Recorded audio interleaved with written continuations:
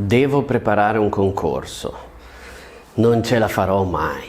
Partire con questo atteggiamento di sicuro non aiuta, ma questo atteggiamento è la conseguenza di tutta una serie di meccanismi che ci portiamo dietro senza rendercene conto. Andiamo a vedere quali sono. Il primo, la sensazione che sia una cosa per poche persone, migliaia di candidati, pochi posti disponibili. Questa è la prima cosa. La seconda cosa è la quantità di informazioni e molte persone di fronte a quella mole di dati cadono nello sconforto.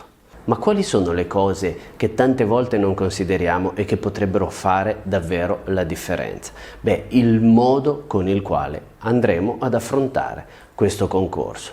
Molti pensano da studenti, pochi pensano da professionisti. Secondo te, come si sentirebbe un professionista del ciclismo, prendiamo uno dei grandi nomi del Tour de France o del Giro d'Italia, se dovesse partecipare ad una gara amatoriale, ad una tipica gran fondo di quelle che si corrono durante i weekend, dove i partecipanti sono migliaia? Secondo te sentirebbe queste persone come un pericolo per il suo posizionamento? Sicuramente no. Perché questo? Perché lui è un professionista, pensa da professionista, pensa da atleta professionista e non da dilettante che deve fare l'impresa. Arrivare alla fine per tanti è già un miracolo. È chiaro che se il tuo modo di avvicinarti allo studio di quel concorso è questo, sarà molto facile che tu non riesca a passarlo, e questo farà sì che tu non lo andrai a ritentare, perché avrai accumulato un grande sforzo, avrai visto qualcosa di non fattibile, troppo impegnativo, e quindi non è che la volta dopo uno dice continuo. Il problema è che la strategia alla base è sbagliata. Se volessimo racchiudere il tutto in 3 parole, la strategia è giocare d'anticipo. Questo è quello che fa la reale differenza. Purtroppo dalla scuola abbiamo ereditato l'atteggiamento di fare le cose all'ultimo. I compiti li segniamo sul giorno in cui li dobbiamo presentare, non sul giorno in cui è strategico farlo. E questo in qualche modo, secondo me, condiziona sul comportamento futuro. Ridursi all'ultimo per fare le cose. A volte ci capita di ricevere mail di persone che ci chiedono: sto preparando un concorso, sono troppe informazioni da memorizzare e non riesco, mi potete aiutare? Ho visto che ci sono delle tecniche molto potenti. La risposta di solito è sì, molto volentieri. Che tipo di concorso è e quando è? È il concorso per diventare ispettore di polizia piuttosto che maresciallo nei carabinieri, e l'esame è tra 20 giorni. Cavolo, diventa davvero difficile. Stiamo reagendo all'urgenza e la persona in questione vede che ha una grande quantità di informazioni, probabilmente ripassandone alcune vede che il ricordo è sbiadito, quindi si rende conto che non gli manca un ripasso, ma sarà un ristudio quello che dovrà fare. In più ne vedrà tante altre che deve ancora apprendere. Il tempo che si riduce, l'ansia che aumenta, è inevitabile cadere nello sconforto. Proprio gli ultimi giorni tante persone dicono: vabbè, non ce la faccio, vado là e me la gioco. Andare là con questo atteggiamento compromette il risultato, anche se ci fossero tutte domande alle quali sappiamo rispondere, perché dentro stiamo vivendo uno stato di insicurezza. Che cosa intendo per giocare d'anticipo? Riporto un altro esempio di una persona che ci ha contattato recentemente e mi ha detto, Alessandro si chiama, e mi ha detto: guarda, voglio prepararmi per un concorso e volevo prepararmi al meglio. Considerate, fine ottobre, quando è il concorso? Agosto. Questo è un atteggiamento diverso, perché facendo un'ottima pianificazione ha modo di andare ad approfondire tutto quello che serve, tenendo un grande margine di sicurezza, oltre 1 mese e mezzo di sicurezza. Lui saprà già che facendo quelle poche cose quotidiane arriverà con 1 mese e mezzo di anticipo ad aver completato tutto il programma e a saperlo molto molto bene. Quindi la prima cosa è non prendere il concorso come la cosa che andiamo a tentare, come sì, c'è questa opportunità, dai, faccio questo periodo molto intenso e vediamo come va. È molto meglio pianificare la cosa sul lungo termine e con grande anticipo. Per pianificare bene devo tenere in considerazione quali sono tutte le attività che dovrò svolgere e fare in modo che queste attività possano essere sostenibili nel tempo. Ci sono persone che dicono: da 1 mese prima mi metto lì e mi ricavo 3 ore tutti i giorni. Ma quelle 3 ore sono molto difficili da trovare e quindi uno il primo giorno parte con la forza della determinazione e dell'entusiasmo, riesce quel giorno, il giorno dopo ha un imprevisto e non riesce, e il giorno dopo si trova che dovrebbe studiare 6 ore. E quindi diventa proprio improponibile. Che cosa pensa? Vabbè, recupero durante il weekend e per altri 4 giorni magari non fa nulla. Ecco, questo è quello che succede quando uno non fa un piano sostenibile nel tempo. Deve essere un'attività fattibile tutti i santi giorni con uno sforzo che non sia eclatante.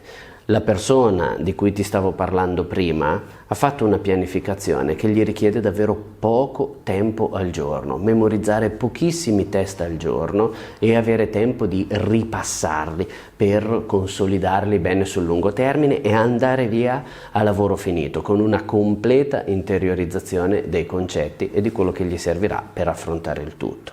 Quindi dobbiamo individuare le attività che dobbiamo svolgere e pianificarle in modo che possano essere sostenibili nel tempo. Per fare questo è importante considerare dei margini di sicurezza, andare sempre a sottostimare le cose che vogliamo fare, perché l'errore di tanti è quello di sovrastimare sempre e dopo, quando non riescono, non pianificano più, perché dicono: è inutile che faccia i piani, tanto dopo non riesco a rispettarli. Questo perché il piano che è stato fatto non è né fattibile né sostenibile. Dopo che abbiamo individuato le attività, ci dobbiamo chiedere qual è il metodo che devo andare ad acquisire per affrontare ogni singola attività. Nello sport, per essere performanti, dobbiamo avere diverse abilità. Non è che una persona può sempre solo tirare col piede sinistro. Dopo avrà un suo punto di forza, ma dovrà essere in grado di tirare col piede sinistro, col piede destro, di testa e di fermare la palla con il petto quando serve. Quindi dovrò andare a sviluppare diverse competenze. Molte persone si concentrano sui test perché la vedono come la cosa più difficile e dopo vengono fermati, non superano il concorso nella parte successiva perché non riescono a esporre bene le cose che hanno appreso.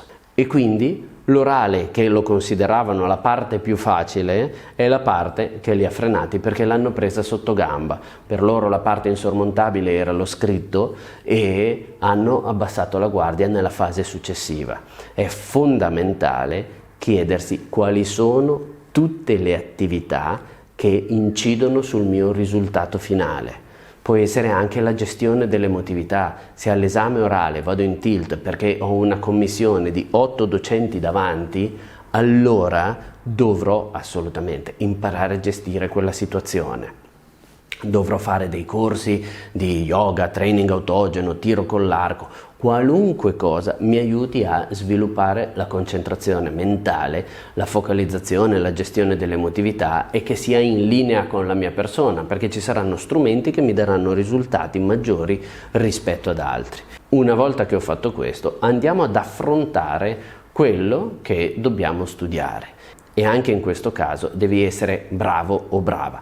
Molte persone si sentono importanti nell'ingrandire le cose che devono fare, ma questo le rende ai loro stessi occhi molto più difficili e tante cose vengono posticipate essendo difficili, vengono rimandate.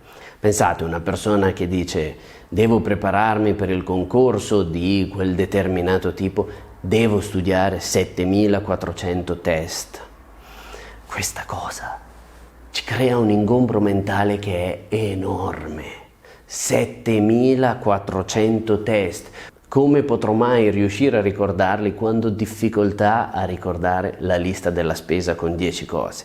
Ecco, questo è il confronto che a volte viene fatto e uno si sente schiacciato da questa quantità enorme di informazioni. Andiamo a vedere che cosa dobbiamo fare. Esattamente come un professionista ci concentriamo su quello che serve.